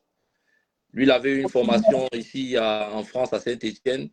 Donc, lui, c'était vraiment un pur gaucher ailier qui éliminait les joueurs facilement 1 contre 1, qui avait une bonne patte, qui avait un bon centre, qui avait le sens du but. Il avait tout ça. Il était complet. Moi, je savais qu'après le mondial, même U20, il devait même avoir. Moi, je me disais, on devait l'appeler, le présélectionner. Dans ma grande surprise, il arrivait en équipe nationale tard, lui. Il n'a pas duré, il venait, il repartait, parfois on l'appelait pas. Donc, Et je pense même que ce Boumal, quand il est Lyon, quand tu le vois jouer, voilà, tu sais, il y a des joueurs qui sont là grâce au talent. Il y a des joueurs qui sont aussi là grâce au travail. Lui, c'est un joueur, quand tu le vois jouer, ça se voit que c'est grâce au talent qu'il est là. C'est, limite, je me dis, je peux le classifier dans la catégorie de joueurs qui ne lui mettent de travail. Contrairement à toi qui bosse beaucoup, qui a eu cette culture, depuis le Dynésé, avec tous les passions que tu as fait là-bas. Mhm. Est-ce que pour toi, il y a la carrière qui mérite? Qui est mal? Oui. Non, non, parce que déjà, moi, je te dis, quand je suis rentré, on m'a laissé de la Coupe du Monde U20 là. Moi, je suis rentré en Grèce. J'ai joué la deuxième partie de saison. J'ai fait une très bonne deuxième partie de saison. Et moi, je savais que le minimum qu'il pouvait avoir, c'était une Ligue 2 ou une Ligue 1 même. Parce qu'il avait fait une très bonne compétition, il était sorti du lot. Et malheureusement pour moi, quand moi j'étais en D1 en Grèce, il a signé en D2. Je l'ai appelé, j'ai dit, mais qu'est-ce qui se passe? Je te vois en D2 en Grèce. Comment tu te retrouves là-bas? Il m'a dit, frérot, je sais pas, moi-même je sais pas. Ouais, Carlos, j'ai signé la même année à l'Udinese que Benassia. On était dans le même vol. On a signé la même année, on dormait dans la même chambre. Donc, en fait, c'est un peu ça. Il ne mérite pas. Mais après, je pense qu'il s'est rattrapé quand même. Parce que après, quand je signe à l'AEK Athènes, je joue contre lui, je jouais à Panathinaikos. Et je me rappelle, son coach l'avait envoyé jouer latéral pour venir défendre sur moi. Parce qu'à l'AEK Athènes, j'ai commencé comme central. Après, j'ai fini sur le côté. Donc, en premier temps, il jouait devant. Et en deuxième temps, son coach l'avait envoyé jouer latéral pour défendre sur moi. On avait gagné 2-0, j'avais fait un doublé. Et après ça, il a la Panionios, où il a vraiment tout cassé en Grèce. Il a signé au Panathinaikos. Et après, au Panathinaikos, quand la Chine a commencé à monter en puissance, il allait prendre son argent en Chine, quoi. Mais pour moi, il ne mérite pas. Il n'a pas. Carré qu'il a eu là, il pourrait avoir une meilleure. Parce qu'il était vraiment fort. Tu ne sais pas, mais avec Rotten, tu as marqué contre Bologne. C'est que moi, j'étais à Bologne. Et c'est ma ville. Et je me souviens très bien, avec Rotten, tu as marqué contre Bologne. C'était bizarre pour moi, en fait. Bologne était en série B. Mhm. Je vois un frère que tu supportes, mais qui marque contre l'équipe de ta ville. Il y avait ce sentiment mitigé. Je me suis dit, mais. Et en plus, quand il faut dire quand tu marques avec ton salto, Ouais. je vois ça un peu comme. Et c'est depuis longtemps que je t'avais demandé, mais pourquoi tu n'as pas pu aller jouer en Ligue 2 en France minimum? Et tu m'as dit sur le jour, le football, comme on voit. C'est ça, c'est à partir de là que j'ai eu le déclic de m'orienter. Parce que je vais dire ça, je n'avais pas voulu, je n'avais pas pensé faire le master management, Mhm. par son physique. Mais avec mes discussions avec les gens, avec des gens comme toi, et la canne chez nous qui glissait, et puis comment fonctionne l'administratif du sport. C'est tout ça qui nous pousse à m'orienter vers le management du sport. Mhm. Et je pense qu'aujourd'hui, et je vais essayer d'avoir certains agents ici pour qu'ils viennent expliquer, parce que c'est souvent très compliqué. Ils savent pas à quel point on passe à côté des carrières à cause de l'humeur de sportif qui n'est pas content ou bien d'un entraîneur qui, sans t'avoir vu, ne te veut même pas. Et Mhm. dis-moi, toi, en étant un véritable globe-trotteur, quels sont les défis les plus importants d'un joueur qui change beaucoup de club? Ou est-ce que tu as Pour moi, un joueur doit être stable. Parce que changer les clubs tout le temps, ça, pour moi, même si le joueur est fort, ça va être compliqué parce que si tu vas en prêt, tu fais un an dans un club, tu changes, tu repars dans un autre club, ça, pour moi, c'est pas bon. Le mieux, c'est d'aller dans un club. Si tu vas aller en prêt, tu vas en prêt pour 2, 3 ans. Au moins, tu pars, tu restes dans le même club pendant 3 ans, tu t'affirmes, et après, maintenant, tu décides, par exemple, de rentrer dans ton club en prêt. OK. Tu décides de rentrer dans ton club, merde.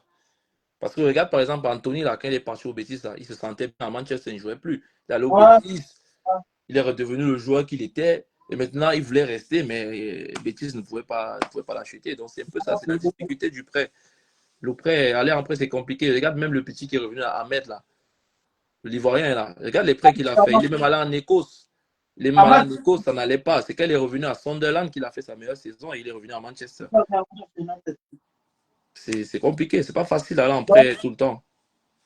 je le dis parce que tu as beaucoup bougé et j'apprends sur toi que tu as bougé parce que c'était vraiment ta volonté. Parce que Une question me taraude l'esprit. Je veux savoir Mhm. pourquoi la Fiorentina a décidé finalement de te libérer. Pourquoi? La Fiorentina me libère parce que j'étais arrivé à terme de mon contrat. Il me restait un an. Il me restait un an et Corvino avait essayé de me vendre en série C et tout. Moi, j'avais refusé. Et, Après, et ouais, il m'avait fait comprendre parce que lui, il a une bonne connexion en série C. Donc, du coup, il m'avait demandé si je voulais aller en série C. J'ai dit non. Je lui ai dit de me laisser faire mon mercato. Après, j'avais eu le Vardar qui m'avait approché, Macédoine, mais je n'avais pas voulu parce que c'est vrai, il jouait l'Europa League, mais je n'avais pas voulu aller là-bas. Et du coup, comme j'avais fait une saison en Turquie, je suis rentré en Turquie. Ils m'ont libéré le 31 août, pour te dire. Ils m'ont libéré le 31, ils ont attendu jusqu'à la dernière minute avant de me libérer. Mais là, comme j'étais libre, j'ai facilement signé en Turquie. ouais. Parce qu'il faut rappeler que les Turcs adorent beaucoup les joueurs, Oui, les Turcs adorent beaucoup les joueurs libres. Tu sais, en Turquie, dans un autre club. ouais. Ouais. Et de là, après ce club, tu es Svinculaire, comme on dit. Tu reviens en Italie. Ouais, si tu te dis comment je reviens en Italie. C'est pourquoi on est là pour ça. Tu En reviens en fait, Italie. Après, tu fais Rieti et tu fais Catania encore en Italie. ouais. Parce que euh, je peux écrire un livre. En fait, quand je fais un an à Bali, je fais 2 ans à Bali ici, mon contrat est fini. Bon, je fais un an. La deuxième année, je résilie mon contrat en janvier parce que le club ne me paye plus. Il ne paye pas. Je résilie le contrat, je rentre à la maison, je commence à m'entraîner ici en France. Mon avocat, il m'appelle, il me dit, écoute, tu as trouvé un club? J'ai dit non. Il me dit, écoute-moi, je te donne un conseil de grand frère. Je suis ton avocat, mais je te donne un conseil de grand frère. Il faut rentrer, jouer. Si tu ne rentres pas jouer, sache que tu vas perdre, si l'équipe descend, tu vas perdre tout ton argent. Je réfléchis. Je rentre, on maintient le club et moi, je décide de partir. Donc, quand je quitte la deuxième, je finis, mon contrat est terminé, il finit. Moi, je suis à la maison, je m'entraîne, j'attends le prochain mercato. Au final, je pars en essai à la Juve Stabia. Ok. Je Il faut dire fais que un mois, c'est la deuxième équipe de la Juve qui fait en série. je pars à la Juve Stabia. Donc, ils étaient montés en série B. Ouais. Donc, je pars là-bas, je fais la préparation un mois, et quand on revient, le coach, il dit que je. Bon, il me dit rien de bon. Je dis au coach, moi, écoute, moi, je vais prendre ma valise, moi, je vais rentrer. Il me dit, non, ne pars pas, j'ai besoin de toi. Tu vas beaucoup nous aider. On vient de monter, on a besoin de ton profil et tout. Je vais parler au directeur. Il parle au directeur. Le directeur m'appelle. Le lendemain, j'entre dans son bureau. Et le mec, il me fait une proposition de merde. Il me fait pas une bonne proposition. Je lui dis, écoute, fais un effort. Il me dit, non, il ne fera pas d'effort. Il me dit, ouais, il me veut pour un an. Si je confirme, il me donne 3 ans de contrat. J'ai dit, non, ça ne m'intéresse pas. Je suis parti, il a commencé à me dire, ouais, on t'a pris, on t'a mis en forme, tu vois, les autres clubs vont profiter, ça veut dire quoi et tout. J'ai dit, c'est pas mon problème, je rentre. J'ai pris mon vol, je suis rentré en France. Et quand j'étais en France, mon club en Turquie, moi, je les avais bloqués les transferts. Le même club m'appelle, ils me disent que je dois ouvrir les transferts. On entre en négociation, ils disent que ouais, ils peuvent me donner tel montant, tel montant. J'ai dit non, je ne veux pas. Au final, on s'entend sur le montant. Et il me dit, si tu veux, si tu n'as pas trouvé le club, tu peux rentrer jouer, c'est la maison et tout. Je prends mon vol. Tu dis c'est la deuxième division, je pense. Je me Oui, trompe. De Turquie, oui. Quand je prends mon vol, dès que j'atterris à Istanbul, j'allume mon téléphone, il sonne. C'est le directeur de la Salernitana qui m'appelle. En Italie, série B. Oui, il m'appelle, il me dit, tu es où? Je dis, je viens d'atterrir en Turquie. Il me dit, ne sors pas de la Turquie. On te prend un vol. Tu viens en Italie, à Milan, nous retrouver. Je ne suis pas sorti de l'aéroport. Ils m'ont pris un vol. Je suis arrivé à l'hôtel que tu connais à Milan. Je suis allé dans la chambre d'hôtel où ils font signer les contrats. Là, il m'a fait signer. Il m'a dit, voilà, je te ramène, je te fais signer à Rieti. Et là-bas, c'est juste pour te mettre en forme et après, on va te donner un contrat dans Salernitana. C'est comme ça que je signe à Rieti. Comme ça, je me retrouve à Rieti. Moi, j'ai rentré déjà jouer en Turquie, je me suis retrouvé en Italie. Et ce transfert a surpris beaucoup de gens parce que les gens savaient que moi, je rentrais en Turquie. Donc après, je fais combien? Je fais 6 mois à Rieti parce qu'à Rieti, Ils ont ramené c'était des Andes, comme on dit. Donc, ils n'avaient pas au niveau de la série C. Ouais. Au final j'ai signé 2 ans. Ils décident de me donner 1 an. Ils me disent de partir et je me libère. Et quand je me libère, Catania a cherché un attaquant. Et le coach Lucaré, vu qu'il a joué en attaque, Ouais. on a envoyé mon profil. C'était un ancien attaquant. Il m'a pris tout de suite. J'ai fini la saison avec eux. On a perdu au playoff. On n'est pas monté. Donc, c'est comme ça que j'étais rentré en Italie, quoi. Tu as dit tout à l'heure que tu peux écrire un livre. Moi, je dis tu dois écrire. Parce que, tu sais, si les gens, les jeunes aujourd'hui, moi, je me mets dedans. Mhm. Pense, voyez toujours le bling-bling qu'il y a derrière cet univers, oubliant à quel point c'est assez délicat et difficile.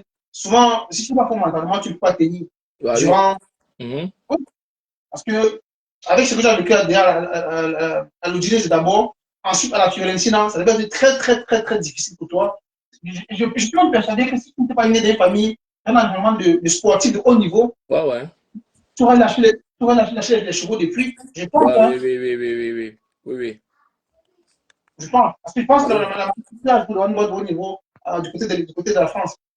Oui. Il n'y Ouais. avait pas. C'était ça. Bon, ça m'a. C'est. Parce que les gens pensent que le football, c'est aussi beaucoup le mental. Parce que si dans la tête, tu n'es pas fort avec tout ce qui se passe à côté, là, C'est même d'abord le mental. Quand tu vas lâcher. tu te retrouves à l'Udinese, tu es jeune, à un club où il y a 60 joueurs.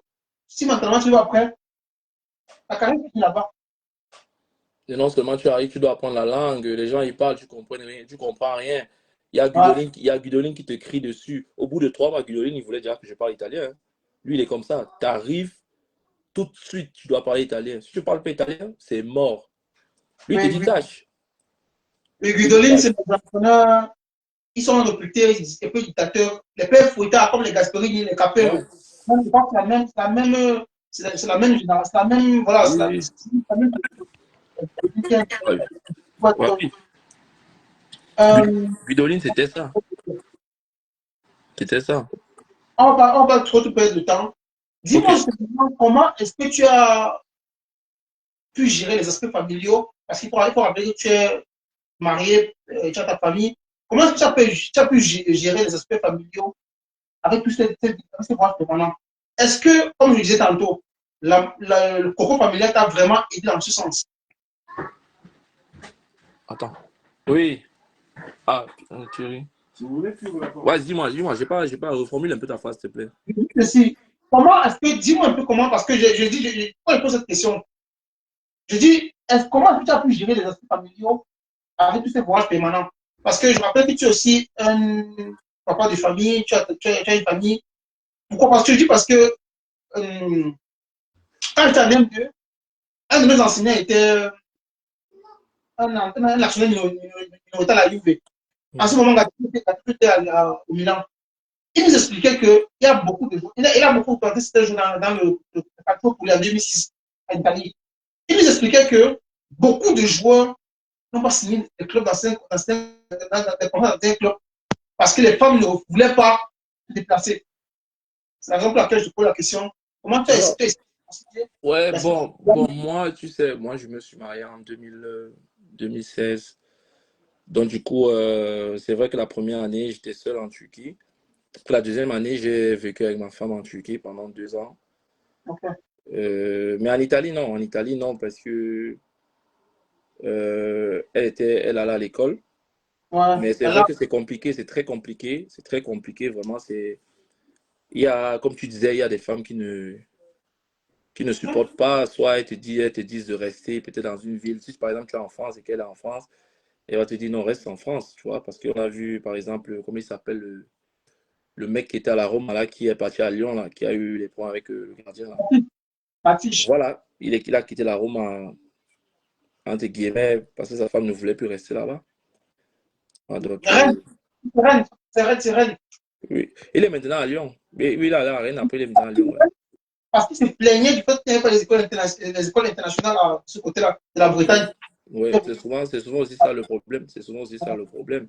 Pour te dire, même ici à côté, quand je jouais en Suisse, ici à côté, je vivais pas avec ma femme, mais elle faisait des allers-retours. Donc, le week-end, elle venait, ou bien quand il y avait les vacances pour les enfants, elle venait rester 2 semaines. C'est vrai que c'est pas évident, c'est pas facile. Enfin, mentalement, même pour le joueur, et surtout quand tu joues dans un pays où on ne parle pas ta langue, c'est compliqué. Ouais. Compliqué. Compliqué. Euh, En fait, nous, les joueurs africains, c'est le suivi qui manque à beaucoup de joueurs africains.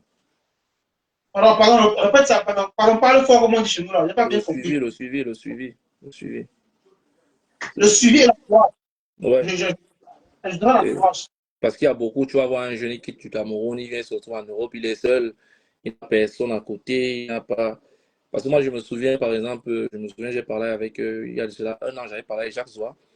Il m'a dit qu'il était au FC avec Salah. Et Oui, jusqu'au jour d'aujourd'hui, il ne sait pas qui c'était, mais il dit qu'il y avait des mecs, il y avait 2 personnes qui venaient, qui partaient partout avec Salah, aux entraînements, le jour du match, au restaurant, partout, ils allaient avec lui. Il m'a dit qu'il quand, avait un suivi de quand, malade. quand les Camerounais voient Neymar avec une ordre de 10 personnes, ils pensent que Neymar est fou. Il a besoin de ces personnes pour pour son équilibre émotionnel. Et je pense que quand tu as côtoyé les joueurs comme les Kodjo Asamoah, c'est les gars qui sont jamais seuls, tu peux le dire. Ils sont toujours accompagnés. Ah oui. Maintenant, si on évoque tes perspectives, parce qu'il faut dire que après l'Italie, Catania, tu as fait 1 an en Roumanie. Ouais. Comment ça s'est fait? Tu es passé en Roumanie. Comment ça s'est fait la Roumanie? Bon, la Roumanie, ça s'est fait naturellement vu que j'avais déjà joué là-bas et il y avait le Covid. Donc, à Cluj. Ouais, j'étais à Cluj, donc ils me connaissaient, Pétrole. J'avais déjà eu à jouer contre Pétrole quand j'étais à Cluj. Et le directeur, il m'a appelé. Il m'a appelé, on a discuté. Les négociations ont commencé. Il m'a dit de venir sur place parce qu'il se disait que voilà, j'étais pas sérieux. Bon, il se disait peut-être je parlais juste pour parler et après je n'allais pas venir. Donc je suis OK. arrivé là-bas et pour te dire, j'ai fait deux semaines à l'hôtel parce que je suis arrivé, j'étais positif au Covid. J'ai fait 2 semaines à l'hôtel. Après, quand je suis sorti, on a négocié. Le coach est venu, m'a vu. Moldovan, il a joué à Nantes avec Salomon Lembe. Donc, il parlait français, italien, espagnol. Donc, j'ai signé. Mais le problème, c'est que Pétrole, ils avaient beaucoup d'argent comme Ouais. club, mais ils n'étaient pas organisés. En fait, ils avaient la pression de remonter et du coup, ils n'étaient pas patients sur les joueurs. OK. Ouais. Donc, il y avait trop de désordre. Et de là, tu décides d'aller en Suisse. Et j'étais tellement content pour toi parce que tu arrives à Yverdon et tu fais la montée et tu réussis à faire la promotion. Mhm. Pourquoi tu ne restes pas? Bon, je ne reste pas parce que notre ancien président, il vend le club aux Américains et les Américains, quand ils Ah, arrivent, ils virent tout le monde. Ils ont viré tout le monde, que ce soit le directeur, le secrétaire. Ils ont viré tout le monde. La seule personne qui est restée, c'est le journaliste, qui est un jeune. Et ils ont gardé, dans le groupe, le noyau de 30, ils ont gardé 3 joueurs. OK. Ben, ils ont ramené leurs joueurs. Donc, c'est comme ça fonctionne comme ça, tu connais. C'est eux Ouais. qui décident. Ouais, l'Américain vient toujours il vient toujours avec un coach qui a déjà ses hommes de main. Donc, c'est comme ça. Parce que moi, là-bas, c'est l'Italien, c'était un directeur. Il y avait le directeur, c'était un Italien, pardon. Ouais. Et quand on a mis mon nom sur la table, il s'est renseigné en Italie. C'est-à-dire, il a appelé l'Udinese, il a appelé la Fiorentina, il a appelé tous les clubs où j'ai joué en Italie pour savoir comment j'étais. Tu vois. Ouais. Si je faisais des bêtises et tout, il ne me faisait pas signer. Donc, quand je suis arrivé, il m'a dit, voilà, il a dit qu'il a appelé partout, on lui a dit que non, c'est bon, le retour était positif. Donc, c'est pour ça qu'il m'a ramené. J'allais justement te poser la question indiscrète. Si Ouais. le- Parce que quand on affiche, Mhm. le budget, ne t'a pas trouvé les salles, tout. Ça n'a pas, en fait, ça n'a pas, ça n'a pas donné l'image de quelqu'un qui n'est pas, quelqu'un qui n'est pas, de quelqu'un d'instable, auprès des clubs qui pouvaient te- Bon, moi je me dis aussi que peut-être, bon, sur cet aspect, tu sais que le monde du football, c'est un monde très petit. ouais, Quand je quitte Watford pour aller à Mons, le coach c'était Enzo Schifo. ouais, Et je pense qu'il a dû. Parce que la plupart des coachs se sont renseignés sur moi. Parce que dans tous ouais, les clubs où je partais, ils appelaient à gauche, à droite pour savoir comment j'étais. Moi, je ouais, me dis peut-être c'est par rapport à ça. Parce que j'allais à gauche, à droite, tu vois. Parce que Enzo Schifo aussi m'avait dit. Il m'a dit, ouais, j'ai appelé Zola. Enzo Schifo, c'est un Italien d'origine, tu vois. ouais. Il a appelé Zola, il a appelé les dirigeants de l'Udinese, tu vois. Il a appelé en Grèce. Ils lui ont dit, non, le petit, c'est tranquille, il ne dérange pas et tout. C'est un joueur discipliné. Toujours à leurs entraînements, il travaille bien et tout. C'est pour ça que moi, j'ai pas eu de problème dans les clubs. Mais ce que tu dis, c'est vrai. Quand on voit un joueur qui change, chaque année, il change de club. C'est comme si c'était un mec à problème, quoi. C'est souvent ça. C'est souvent ça. Ok. Si pour finir, si on vous parler de tes perspectives et des projets, alors quels sont, je dis, tu es encore en activité, hein, mais je sais que tu sais que comment Non, que- bientôt là, bientôt se mettre au Giocare. ah, ben, euh, quels sont les objectifs pour la suite? Est-ce que tu as déjà pensé à la reconversion, devenir, suivre les pas du vieux?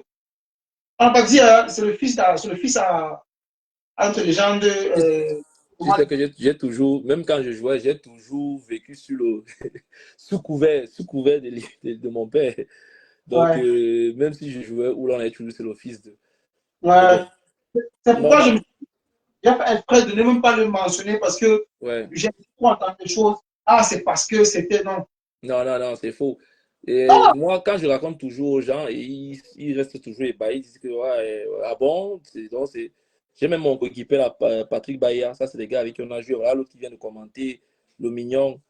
C'est les gars, lui, on a joué la Coupe Top en minime, on se connaît depuis qu'on est petit. Baïa, pareil. Ils savent, ils connaissent. Bon, moi, je te disais, moi, pour le après, moi, sincèrement, je vais passer mes diplômes d'entraîneur comme Ouais, il le faut, mais je vais juste garder les diplômes au cas où, parce qu'il faut toujours les avoir, tu vois, mais je ouais. vais pas rester là-dedans. Tu, Et, tu parles et pas- d'entraînement. Tu dois penser peut-être à l'autre casquette. Mehdi ne t'a pas passé un coup de fil pour t'inspirer. justement, tu sais que vu que moi je suis encore en activité, je n'ai pas assez de temps pour Ouais, rencontrer mes gars à gauche, à droite, ouais, mais déjà, même agent de joueur, pourquoi pas. ouais, Dans cet aspect, parce que moi, la plupart de mes gars avec qui j'ai joué des coéquipiers, beaucoup deviennent coach. Il y a Mehdi qui est directeur à Marseille. Ils sont pleins même en Suisse. Il y a beaucoup là qui entraînent. C'est pour ça que moi je disais que je vais pas trop essayer de rester dans l'entraînement, quoi. ok. Ça prend Ouais, beaucoup de temps. Être entraîneur, ça prend beaucoup de temps. Beaucoup, beaucoup, beaucoup, beaucoup. Peu importe le niveau où tu entraînes. il y a Codembra du Sud. Il en sait quelque chose. C'est trop. Parce Il y a que je me Codembra. souviens, on finissait un match comme ça à Catania. On est dans le bus. Le coach, il était au stade, il a vu le match. Il s'assoit, il regarde encore le même match durant tout le trajet. J'ai dit non, c'est pas possible. C'est compliqué. Ça demande beaucoup de temps, être entraîneur. Tu dois être là avant les joueurs. Tu dois partir le dernier. Tu dois arriver avant les joueurs. Enfin, c'est compliqué. Pour moi, Et je peux un peu passer inaperçu. En 2016, il y a, il y a un drame. Un voleur camerounais était très proche et très cher. Donc, comment tu vis ce truc, ce moment? moi, à ce moment, franchement, je t'explique. Ça m'a vraiment. Pour moi, c'était vraiment difficile parce que je crois le même jour qu'il meurt, nous on joue avant à 16h30. Non, on joue à 18h30. 18h30. Et il m'appelle. à 15h. Eux, ils avaient match à 20h. Ils m'appellent à 15h parce que normalement, le match était un vendredi. Parce qu'il meurt un vendredi. Attends, il meurt entre vendredi ou samedi, je ne me rappelle plus, mais c'est l'un des jours. Il meurt. Donc, du coup, il m'appelle à 15h, on parle.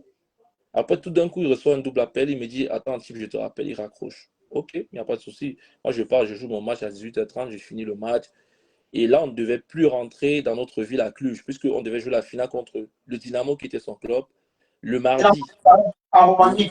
Oui, le mardi. Donc, en fait, il m'appelait pour me dire que, hey, il me disait, Moula, attention, hein, comme tu es souvent là, tu avais tes bulles achetées là, il faut pas venir marquer contre mon équipe. Nous, on veut gagner la coupe et tout. J'ai commencé à rigoler. Puis il m'a dit, attends, je te rappelle, type.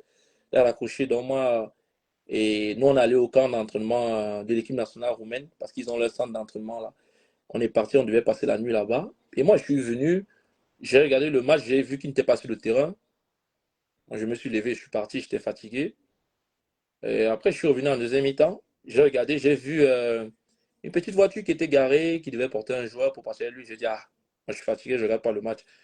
Je suis allé m'allonger. Après, quand j'ai allumé mon téléphone, je vois un message de ma mère.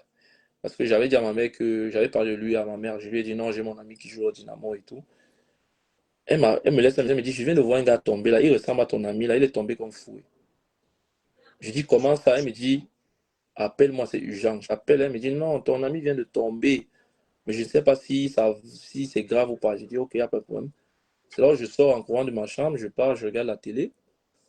Je regarde la télé, rien ne se passe, on ne me dit rien, il ne me dit pas s'il est mort ou il n'est pas mort et tout.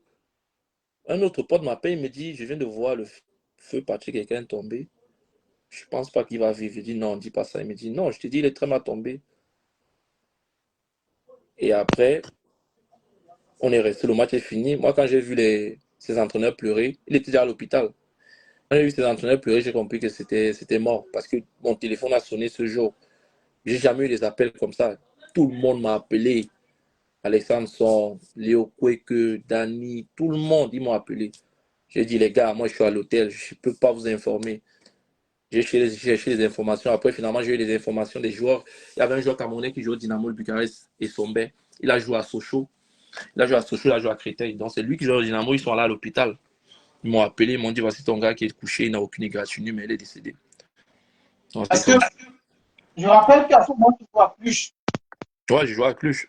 C'est pour ça que je dis la foule s'est abattue sur toi en 2016. Il s'agit de quelqu'un formé à Sochaux. Non, il est formé à Oman. Il est passé Au par le. Ouais. moment, quel genre de joueur il était? Bon, Parce que lui, c'était. c'est un des rares jeunes, c'est un des rares jeunes qui était appelé avec la génération, les derniers escapés des grands qu'on a connus. C'est un des rares jeunes. Et il a trop écrit. On a tout dit qu'il était extrêmement talentueux. Ouais, Pas- c'était vraiment un gars talentueux parce que il avait cette faculté de jeu. Il était polyvalent à la base d'abord. Il pouvait jouer sur les côtés, il pouvait jouer en 6, il pouvait jouer en 8, il pouvait jouer défenseur central même. Parce qu'il avait cette aisance technique, cette vision de jeu incroyable. Parce que j'ai eu à jouer la Coupe Top contre lui. Bon, c'est vrai qu'il était plus jeune, mais on a eu à jouer la Coupe Top. On a eu à jouer la Coupe Top. Et déjà, il jouait défenseur central quand je l'ai connu. Mais après il a commencé à monter en puissance, il est devenu polyvalent et il jouait des deux pieds en plus. Il était ambidestre. Donc c'était un joueur talentueux. C'était un joueur talentueux. Donc sa mort nous a touchés. Il est parti trop tôt. Il est parti trop tôt. Bon, le mot de fin. Quel est le joueur, quel est le joueur qui t'a le plus inspiré durant ta carrière? Flat, ton image est bloquée. Hein. Il y a un problème. Moi, non. Ça va. Moi, je te vois plus. Tu es stable. Non, non. Tu ne bouges plus. Toi, Ah, tu me vois? je te vois, je te vois. Ok. Voilà, tu disais, reformule ta phrase, s'il te plaît. Pour finir, quel est le joueur qui t'a le plus inspiré durant ta carrière? Euh, déjà, Antonio Di Natale, Ouais. parce qu'il joue à mon poste. Après, il y a eu. C'est vrai, il y a eu Good Johnson. C'est vrai qu'il était déjà Il avait déjà plus de 30 ans, mais c'est quelqu'un que j'ai vu jouer quand il était à Chelsea, Ouais. qu'on l'appelait Iceman. Aussi, quand il allait à Barcelone, c'est vrai qu'à Barcelone, ça a été compliqué pour lui, mais à Chelsea, c'était un autre joueur. C'est un autre joueur, il était vraiment fort. Il était vraiment fort. Mais Antonio reste le meilleur. Il n'y a Ok. pas deux. Et quel est ton plus beau souvenir de footballeur plus aujourd'hui? Le plus beau souvenir, c'est qu'on a gagné la coupe de Roumanie contre le Dynamo. On terminait 2-0, on revient au score, après on gagne au tir au but. Et est-ce que tu peux me partager une anecdote qui t'a marqué ou dans de vestiaire? De vestiaire. De vestiaire, c'est toujours Antonio. Antonio, il était le plus gros salaire de l'Udinese, mais il n'achetait jamais le gel douche. Ah, Bagnon, le Bagnon, excuse-moi. Il n'achetait jamais. Jamais il demandait. Et, et si on m'a dit que dans le vestiaire, il y avait un endroit, on avait marqué toutes ces statistiques. Qui dit Nathalie? Oui, Oui, bien sûr, le vestiaire l'Udinese, il y avait. Déjà au niveau de sa place, c'était un musée. Oui, ça, il y avait tout derrière lui qui était collé. C'était un musée. voilà, je ne vais pas abuser encore de trop de temps. Est-ce que, pour le mot de la fin, euh, qu'est-ce que tu peux dire à un jeune Camerounais qui rêve d'une carrière professionnelle en Europe? Et oui, qu'est-ce que tu peux dire? Ah, déjà, qu'est-ce que je peux dire? C'est un jeune footballeur qui arrive fraîchement du Cameroun, c'est de beaucoup travailler et ne jamais se contenter de ce qu'il fait. Parce que le football va vite dans les deux sens. C'est-à-dire, tu peux arriver, tu exploses vite, et après tu tombes dans la facilité et tu rechutes. C'est comme tu peux arriver, tu n'exploses pas vite, mais tu persévères et tu réussis. Donc il y a ce qu'on appelle la constance. Donc le footballeur en général doit être constant. Même quand ça ne va pas, il doit toujours être au milieu. Ni en haut, ni trop bas. Donc c'est ça quoi. Et soigner son hygiène de vie, c'est tout. Quand tu soignes ton hygiène de vie, tu joues longtemps. Euh, grazie. Grazie. Prego, prego. Ma dove abiti? A Bologna? No, adesso sono in Francia. Sei in Francia? Ma dove in Sì, Francia? come? Dove sei in Francia? Ti scrivo in Sì, sì, box. dimmi, perché sono in Francia? Sì. No, mi sono trasferito 5 anni fa. Ok, ok, va bene. Mi scrivi allora. Je te remercie vraiment parce que ton histoire est très riche et c'est ça qui m'a poussé à te demander de nous accorder pas moi ce moment. Et si je te une dernière question, est-ce que Mhm. tu peux m'en donner tes collègues? Parce que le but, c'est sensibiliser et faire comprendre aux jeunes que, parce qu'il y a des jeunes, quand on dit, on fait croire que non, si tu mets ta main ici, tu vas devenir professionnel. Toi, malgré le fait que tu avais l'environnement qui pouvait pousser, parce que je me suis renseigné, la dernière fois que j'étais au pays, on m'a dit il y a deux coachs, ils sont incorruptibles. La personne m'a dit, il y a le coach Ibi Thomas et Richard Towa. Parce que je me posais la question pourquoi est-ce qu'un coach comme ça gagne une carte avec les 17, une équipe qu'il a pris comme ça et qu'il a mis sa patte. Comment est-ce qu'on ne réussit pas à lui donner, en termes de continuité, on ne peut pas lui donner encore une sélection au-dessus pour qu'il puisse mettre son expertise. Et puis la personne qui me disait souvent dit le Cameroun est très compliqué. Et tu l'as dit, tu l'as dit de façon. Tu as dit C'est la maman. compliqué. C'est compliqué. Crois-moi, c'est compliqué. C'est pas facile. Ouais, Même au niveau des jeunes, là, c'est compliqué.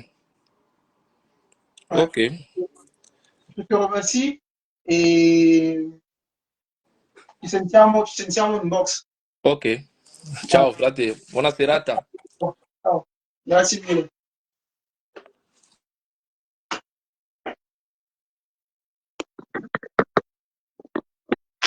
Bon, merci pour ceux qui étaient là. on a, on a si qui nous a accordé son temps, qui, quand il a avec le client commercial, donc j'espère vraiment que les autres qui me contacteront vont porter le pas de essayer de partager le client parce que le team est vraiment le jeu de vous manque de repères et de prédécesseurs. Lui, lui, la vraiment demande est vraiment demande est les prédécesseurs, ceux qui ont été les prédécesseurs, euh, à travers leur métier, à travers le partage de connaissances, ça peut, je pense que comment dire, ça peut influencer de façon positive la génération qui, ça peut penser plus sur la facilité que sur euh, les acquis en tant que lui, on va demander de prendre le dit non. Non, pas les diplômes, pas les diplômes qui sont pas les diplômes que les diplômes pour être je pense qu'il y a une question. Voilà, comme je dis, je peux jamais demander aux gens de partager, parce que moi, je ne fais pas partie de nature. Si ça peut toucher, si ce qu'on peut toucher deux, trois personnes, et que ça, voilà, que ça peut, moi, ça me va. Pas de ça, parce que dans le gouvernement, il demandait chaque fois, on dit, non, il faut dire quand tu te lèves, on partage, on répond. Moi, je parle. Si on le fait tant, on ne peut pas demander, c'est pas mon métier. Donc, on fait active encore, on va essayer à travers ton canal, de nous ramener petit continue, parce que nous, on va même, non pas de face, non pas de la face négative, surtout dans les médias traditionnels. Et je le dis encore, je trouve, euh, je trouve déplorable le fait que nos sportifs ne s'adressent pas beaucoup à leur au grand public. Je rappelle que beaucoup de joueurs, quand ils sont perdus de vitesse, leur argent ne passe pas les médias de l'entier. Rappelez que l'émission de Messi, je le dis encore, ça fait une émission de Olivier Kemen. J'ai l'émission qui, je pense que c'est c'était l'émission de la télévision, et là, ça passe beaucoup de gens, souvent, il faut prendre le vote. Il faut que le joueur fasse du système média. La carrière de connu, vous pouvez voir, il y a plusieurs joueurs qui, lorsqu'ils sont annoncés par le système média, la semaine qui suit, quand il a été défendu. C'est comme ça. C'est un fait. Donc, s'il vient de le dire, il vient de l'expliquer à ces gens, le, les qualités sportives ne suffisent pas seulement pour parler après. Il a parlé de la préparation, il a parlé de la préparation. Il a il faut pas être plus petit. Le code pas bon, je ne sais pas pourquoi le code n'est pas bon. Maintenant, je ne sais pas si c'est bon maintenant.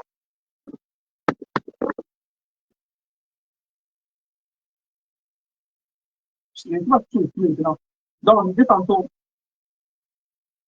il m'a rappelé que quand Jacques Collier a dit que quand il aurait ses balles, Salah était un peu début.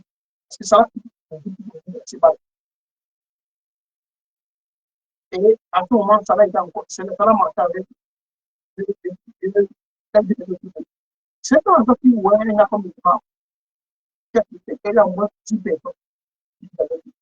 Quand vous voyez des fils pareil, si vous voyez votre cours, c'est une fois par exemple. Pourquoi? Parce que vous ne faites pas. Et très souvent, le défaut que le défaut que nos petits ont, c'est à peine ils sont placés, donc ils essaient de faire des faire arrêter leur grandi. Et ils sont tous, je peux te dire, ça pour des gens qui vont être entre des fautes, qui vont faire discuter de la table, qui vont faire ce qu'ils veulent, ils vont faire des personnes objectives, qui vont les dire des choses telles sont. Combien de dis-moi, quel veut t'amener, quel veut t'amener, quel déjà traditionnel, quel voilà que vous avez dit, ça fait la distance. Parce que beaucoup de gens ne savent pas. Il y a des populations qui sont mentir. Pourquoi? L'équipementier, l'équipementier vient des gens parce que toute ta capacité à pouvoir promouvoir ton produit, promouvoir auprès de qui, auprès d'une civilité, sans déjà tout ce qui sur la fin de la Facebook, Instagram, et la France. C'est très rarement vous voyez ces gens, c'est qui vont la discuter avec de deux choses. Allez la voir pendant les vacances, bien parler, même quand les produits. C'est un livre, c'est quand même, c'est là. Allez regarder les collègues brésiliens quand ils font les métiers. Bien que pas dans les médias, c'est tout le donc, si on voit, un problème, c'est une micro-entreprise. Si on problème n'a pas de capacité à avoir un produit auprès d'anciens clients, stakeholders, comme on dit en anglais, c'est important. Ça fait que quand les commentaires vont venir prendre l'argent, à d'autres son produit, à votre image, c'est comme ça. C'est un c'est un fait. Donc, rassurez-vous, il faut que la vie apprenne. Il faut que la nation comprenne qu'il faut faire les choses différemment. Il faut changer, il faut partir de ça et essayer de s'appuyer. Vous voyez la vie, quand vous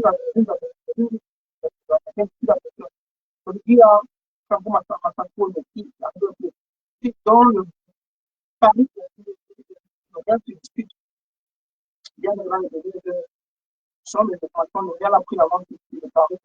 Donc il y a là, le but du joueur est exactement le reste à tout en temps. C'est le côté pour la formule financière pour pouvoir concentrer les deux parties. Donc, le produit, style là, évidemment, tellement plus. C'est une science. C'est ça que vous allez voir. Quand vous allez gagner, moi, je disais tout formateur là-bas. Quand vous allez gagner, et qu'ils travaillent dans cet environnement-là, quand l'impression que ce sont les machines. C'est d'abord la science. C'est d'abord la science. Chaque fois, moi, je dis ça pour moi, à chaque fois, et que la science est plus importante. Parce que nous, on a tellement gagné dans l'amateurisme avec des personnes spontanées que on croit que, voilà, on va faire comme ça, non. Nous avons été la pertinence de partenaires la CAISA. On a deux fois, et je le dis encore, je vais faire un direct pour parler justement de ça. Il faut une réelle politique nationale sportive dans ce pays. Il faut une réelle politique sportive nationale dans ce pays. Sinon, on est derrière des grosses appliquées, on le dit, qui ont les infos dans le pays. Les blocs qui du Cameroun pour aller en qui pour aller au Cameroun de vie, qui ne pas de bâtiment, pas de bâtiment de la carrière, très pour le but. Et je pense que le grand frère, on est dans il a mis dans ses propos. Donc, je vais essayer à mon niveau je vais essayer de voir ça pour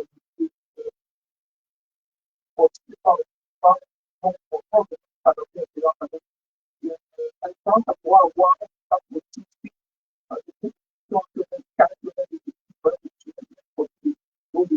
il fallait pas que le voilà, voilà. C'est vrai qu'on parle de sport en général. La différence a pu avoir un impact politique sur le la prostitution. Et précise, il est précisé chaque moment de temps. Mais il faudrait pas arrêter de parler. Il faudrait pas arrêter de faire le système de valeur. Il faut que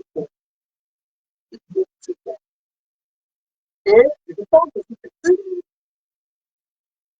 des choses qui est à l'origine de ce problème, ça passe dans les clients. Il faut qu'on apprenne,